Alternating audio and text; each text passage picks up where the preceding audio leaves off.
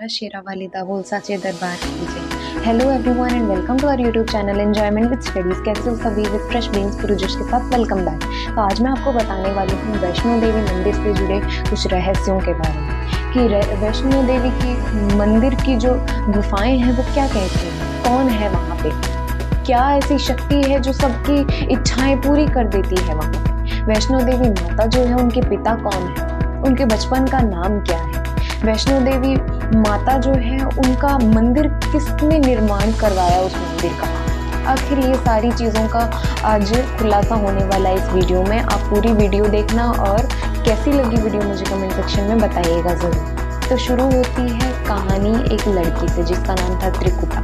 त्रिकुटा जो है वो वैष्णो देवी ही है। वैष्णो देवी का दूसरा नाम त्रिकुटा देवी है। तो जो वैष्णो देवी है वो लक्ष्मी माता, महाकाली, सरस्वती, इन तीनों का सम्मिलित रूप ही वैष्णो देवी है। तो देखिए, वैष्णो देवी माने वैष्णो देवी का जन्म हुआ रामेश्वरम तट पे और उनके पिता का नाम है रत्नाकर सागर। तो जो वो त्रिकुटा है वो बहुत ही ज़्यादा सुंदर, संस्कारी और गुणवान लड़की थी। तो उसके पिता भी उससे बहुत ज़्यादा प्रेम करते थे, उसकी सभी इच्छाएं पूरी करते थे। तो त्रिकुटा जो है वो उसे पता लगा कि नारायण का ही अवतार माने नारायण जो है उनका अवतार श्री राम अब भी यहाँ पे धरती पे है और मुझे उनसे विवाह करना है। ये चीज़ त्रिकुटा ने मन में ठान ली थी। उन्होंने ये बात अपने पिता से भी कही। तो पिता ने कहा कि ठीक है बेटा, तुम अपना जप तप शुरू कर दो और भगवान को प्रसन्न करो, प्रभु तुम्हारी ज़रूर सुनेंगे और वो तुम्हें दर्शन भी ज़रूर देंगे। ये कहा। त्रिकुटा को ये चीज़ पता चल गई थी कि मुझे अब किसी भी हाल में श्री राम को यहाँ पे बुलाना ही है और मुझे उनसे विवाह करना ही है। उन्होंने ये चीज़ ठान ली थी मन में। तब माता जो है त्रिकुटा वो जब तक में लग गई थी और उस समय ही श्री राम का आना हुआ। वह श्रीलंका जा रहे थे सीता को लेने के लिए, सीता को रावण की कैद से छुड़ाने के लिए। जब वे जा रहे थे तब उनकी मुलाकात हुई त्रिकुटा देवी से।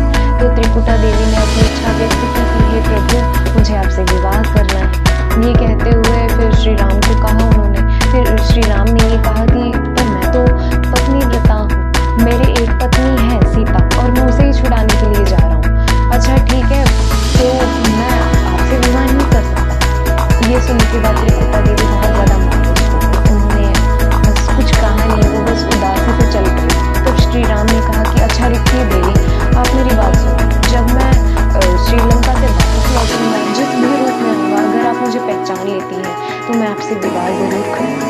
आप तब कीजिए और अपनी पूजा पाठ जारी रखिए, मैं आता हूँ। ये कहकर श्री राम जो है वो श्रीलंका चले गए और जब वो वापस लौटे तो वो इस तरह के अलग रूप में पहुँचे कि कोई उन्हें पहचान ही नहीं सकता। माता त्रिकुटा की आंखें भी धोखा खा गई और वो भी श्री राम को पहचान नहीं पाई, श्री राम को नहीं पहचान पाई। श्री राम आकर बोले तो ये तो फिर नहीं हो पाया आपसे, अब मैं आपसे विवाह कैसे कर सकता हूँ, आपने मुझे पहचाना ही नहीं। तो श्री राम ने ये कहा कि एक इलाज है, आप वहाँ पे त्रिकुटा जो घाटी है, त्रिकुटा हिल्स जो है वहाँ पे आप जाकर तप कीजिए। जम्मू कश्मीर में स्थित वो बड़े बड़े पहाड़ों में, पर्वतों में कलयुग में मैं आऊँगा और आपसे विवाह जरूर करूँगा। ये कहते हुए श्री राम ने माता त्रिकुटा को वहाँ पे जाने के लिए कह दिया। माता वहाँ पे गई और वहाँ पे अपने जप तप शुरू कर दिए। और यही बात जुड़ी हुई है आज की इस कहानी से। कहते हैं ना कि हमारी सभी मनोकामना पूरी हो जाती है, वहाँ जो गुफाएं हैं वहाँ से चलकर जाना पड़ता है। तो वैष्णो देवी मंदिर की जो गुफाएं हैं उनका राज यही है। आज भी लोग यही मानते हैं कि माता त्रिकुटा माने वैष्णो देवी उन गुफाओं में वास करती हैं। जो अपनी खाली झोली लेकर वहाँ जाते हैं उनकी सभी इच्छाएं पूरी करती है माता। ये कहना है सभी लोगों का, मतलब प्रचलित मान्यताएं यही है। तो वहाँ जाकर अपनी मनोकामनाएं पूरी हो जाती है। अब मैं बात करती हूँ निर्माण का। मंदिर का निर्माण किसने करवाया? मंदिर का निर्माण एक ब्राह्मण पंडित जिसका नाम श्रीधर था उन्होंने करवाया। ऐसा इसलिए कि जो ब्राह्मण था वो निसंतान था, पर सबसे बड़ी बात कि वो माता का सबसे बड़ा भक्त था। वैष्णो देवी माता जो है उनका बहुत बड़ा भक्त था वो। और फिर वो जो श्रीधर है उसके सपने में माता एक दिन आई। सपने में आकर माता ने ये कहा कि ये एक काम करना पड़ेगा तुम्हें, ये कि तुम्हें कल ही अपने पूरे गांव में एक भंडारा आयोजित करना पड़ेगा और तुम भंडारा आयोजित करोगे और तुम्हें मैं आशीर्वाद के रूप में एक संतान ज़रूर एक प्रदान करूंगी, मैं तुम्हें सौंप दूंगी। ऐसा कहकर माता ने आशीर्वाद दिया और ये बातें कही। सुबह श्रीधर उठा और उसने सोचा कि मैं भंडारा और पूरे गाँव में ठीक है करके उन्होंने ऐसा आयोजित कर लिया, भंडारे का आयोजन करवा लिया और गांव में जितने भी सभी लोग थे वो सभी आने लग गए घर। दोपहर का समय हो गया पर अभी भी जो ब्राह्मण था वो गरीब सा था, पर उसके पास इतना कुछ भी नहीं था कि मैं इतना सारा सामान लाऊंगा कहाँ से। पर्याप्त नहीं था वो सामान लोगों को खिलाने के लिए। पूरे गांव के लोग आते जा रहे थे। वो छोटी सी कुटिया में कैसे होगा करके वो बहुत ज़्यादा परेशान था। पर माता की माया भी तो देखो, जब वो सारे लोग आए थे वहाँ कुटिया में खाने के लिए, तब उस छोटी सी कुटिया में भी इतनी ज़्यादा जगह बढ़ती जा रही थी कि जितने लोग आए उतनी ज़्यादा जगह होती जा रही थी। बहुत लोग, सभी लोग पेट भर भर के खाना खा के जाने लगे। तो वहाँ पे उसी भंडारे में गोरखनाथ जी आए, गुरु गोरखनाथ जी, और उनके शिष्य भैरवनाथ जी भी वहाँ आए। पर हुआ क्या, वहाँ पे उसी भंडारे में एक मासूम सी प्यारी सी लड़की भी आई जिसका नाम था वैष्णवी। तो वैष्णवी सभी को खाना डालने में मदद कर रही थी ब्राह्मण की, पर वो ब्राह्मण भी नहीं जानता था कि वो लड़की है कौन। जो भी सहायता कर रही है अच्छी बात है, ये कहकर उसने इतना गौर भी नहीं किया, पर उसके बिहेवियर को देख के वो खुश था। फिर जो भैरवनाथ है वो गुस्से में बोला कि मैं ये शाकाहारी खाना नहीं खाता, मेरे लिए मांसाहारी खाना लेके आओ। ए लड़की, जाके मेरे लिए मांसाहारी खाने लेके आओ। उसने ऐसा कहा वैष्णवी से। तो वैष्णवी थी, वो ऐसे बोली कि श्रीमान आप गलती कर रहे हैं, ये ब्राह्मण का घर है और यहाँ पे आपको केवल शाकाहारी खाना ही मिलेगा। शुद्ध और शाकाहारी खाना खाना है तो आप यहाँ बैठ सकते हैं, यहाँ मांसाहारी खाना नहीं मिलेगा आपको। ये कहकर बहुत ज़्यादा गुस्से में बोली। फिर भैरवनाथ जो है वो बहुत ज़्यादा क्रोधित हो गया।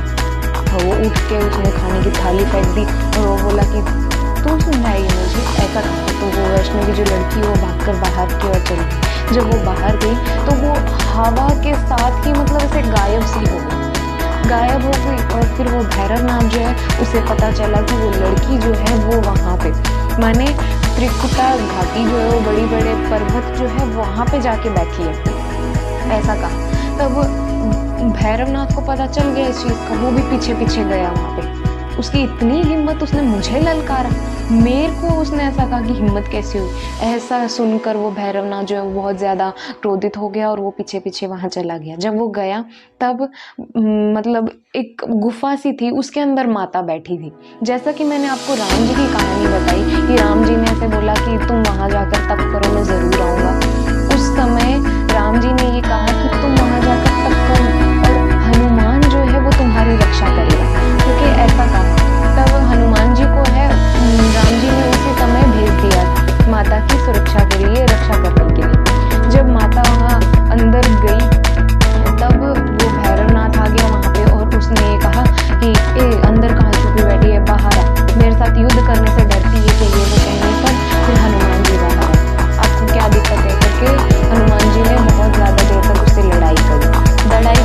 फिर वो भैरवनाथ जो है वो बस एक तरफ होके बैठे, मतलब बस वो ललकार रहा था, माता से बात कर रहा था कि मेरी लड़ाई आपके साथ नहीं है तो मेरे को आपसे कोई ज़्यादा लेना देना नहीं। अंदर जो माता बैठी है उससे बुलाओ, उससे काम है मुझे, कहकर जो भैरवनाथ है उसने अपनी बात कही।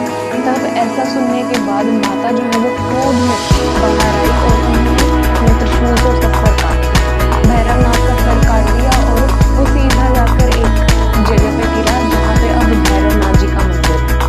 ऐसा इसलिए क्योंकि जब भैरवनाथ को मार दिया गया था, जब उसकी मृत्यु हो गई थी, तब उसे जाके पश्चाताप हुआ कि मैंने कितनी बड़ी गलती की है माता को ललकार कर, मुझे ऐसा नहीं करना चाहिए। उसे पश्चाताप हुआ और उसने अपनी माफ़ी भी मांग ली माता से।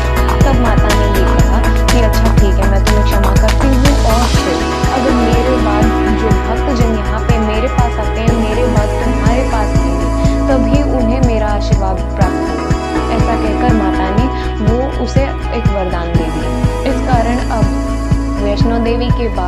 ही लोग भैरवनाथ मंदिर जाते हैं।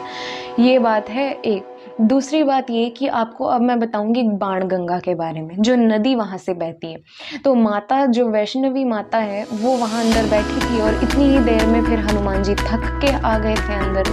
ये मैं थक गया, उसके साथ लड़ाई की थी मैंने, तो माता प्यास लग गई मुझे। तब माता ने क्या किया, एक बाण निकाला और उसे चला दिया। धनुष से चलाने के बाद वो बाण जो है वो एक पर्वत पे जाके स्थित से लग गया और उसी के अंदर से पानी आने लग गया। जो वो पानी बहने लगा तब हनुमान जी ने तो अपनी प्यास बुझा ली। दूसरी बात, माता ने अपने केश भी उस पानी में धोए। तो वो जल जो है उसमें माता ने अपने केश धोए थे, इसलिए वो बाण गंगा नाम से जानी जाती है वो नदी जो है। और अब हम लोग क्या करते हैं, बाण गंगा में जाकर पाप धोने का काम करते हैं। तो ये थी माता की बात, माता की कहानी। और कैसी लगी ये वीडियो मुझे बताना ज़रूर। और ज़्यादा इंटरेस्टिंग ही थी और मुझे भी ऐसा लगता है कि वैष्णो देवी मंदिर जो है वहाँ पे जाने से आपकी मनोकामनाएं पूरी होगी। जय माता दी। कमेंट करके मुझे बताना ज़रूर कि वीडियो कैसी लगी। पसंद आई तो प्लीज़ लाइक करना, अपने फ्रेंड्स के साथ वीडियो ज़्यादा से ज़्यादा शेयर करना। Bye and have a great day.